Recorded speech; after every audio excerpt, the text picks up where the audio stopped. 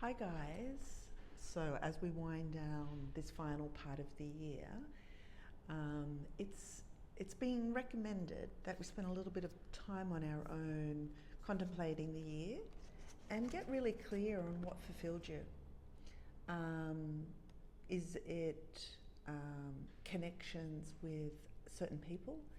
Is it connections with a certain kind of creative project? Um, a hobby?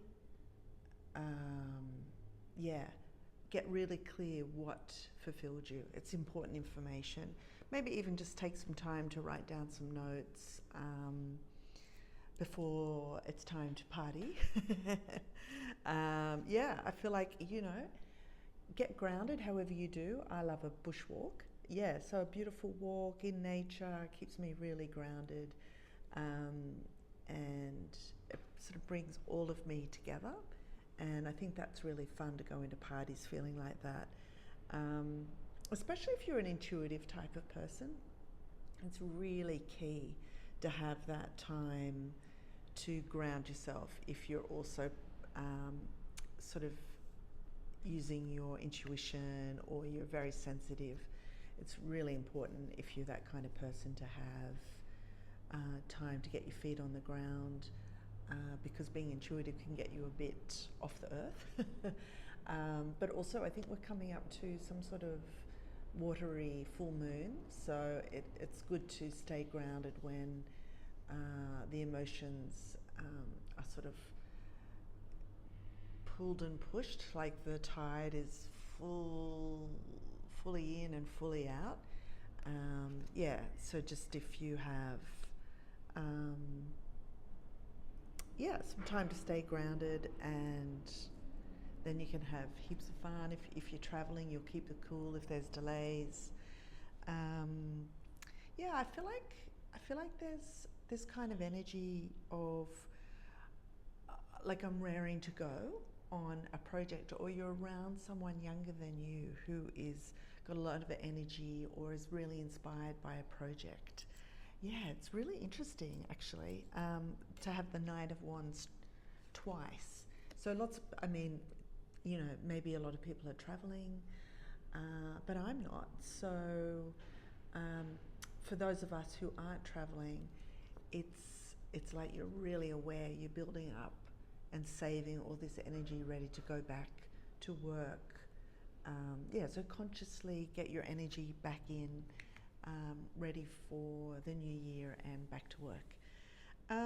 There is this lovely sense of, and I think it might be that full moon that's coming up, of, if you're lucky enough to spend time by the water, um, to consciously tune in with that watery part of ourselves, um, that part of us that knows what we need. So just healthy self-love, maybe contemplate what's worked and what hasn't. Um, have some relations have some relationships left you sort of a bit confused, or um, sort of has left you wanting somehow. So maybe you need to find a better balance. You might need to contemplate some decisions that give you a better balance in your life, so that what you're really committed to, um, your real reasons for being, are top of your list.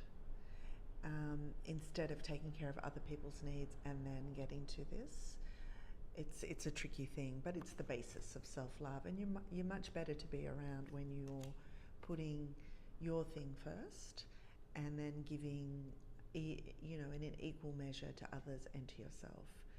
Um, yeah, but I think it is lovely, and there's these beautiful feelings of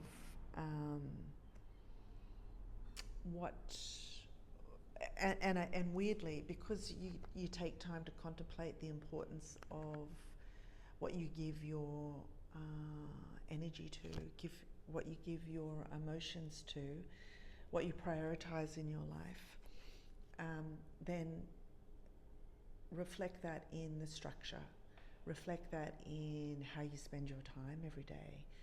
And I think it's this that gives you this incredible clarity. Yeah, weirdly. I think when you know how you feel, then you're super clear about what you want to do.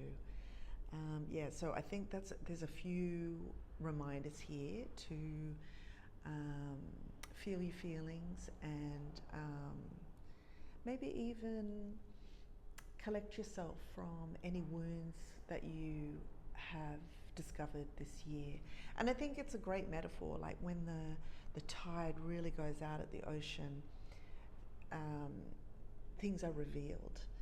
And, you know, emotionally, when a full moon comes and pulls our waters to the extreme low and high tide, you know, some wounds might appear, and respect them and let them show you what you need in the new year.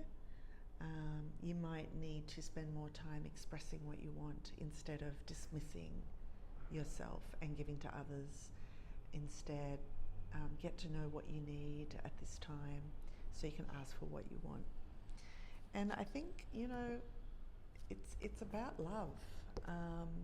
It's in all its forms, like being loving enough to yourself to make changes to your schedule so you're number one, or changes to your schedule so that you have time to travel, or so that you have the feeling you can totally go for it with your creative projects or new relationships. Whatever's rushing into your life demands attention. And I think it is reminding us, if we don't attend to what we need, then we're going to feel a shortage in the financial world or in our emotional world. Yeah, so it's like, listen to what you need and respect it. Yeah, it's a really interesting message here. If you're prone to giving or perhaps over-giving, just be aware that can lead to a feeling of lack, and you might have the feeling of being at the shore with the tide right out. But if you do feel like that, just be really curious and look for what the tide reveals to you, because you're in charge. You're not at the mercy of others and what they give. You've got to give to yourself, and to know what that is, you need a little bit of contemplation time, to hang upside down and see where the wounds are, how you suffer in a regular way, and make some changes. And, you know, because the tide comes back in, and then you want to be able to have a cup that's big enough to receive the full abundance. Happy New Year, guys. See you in the new year.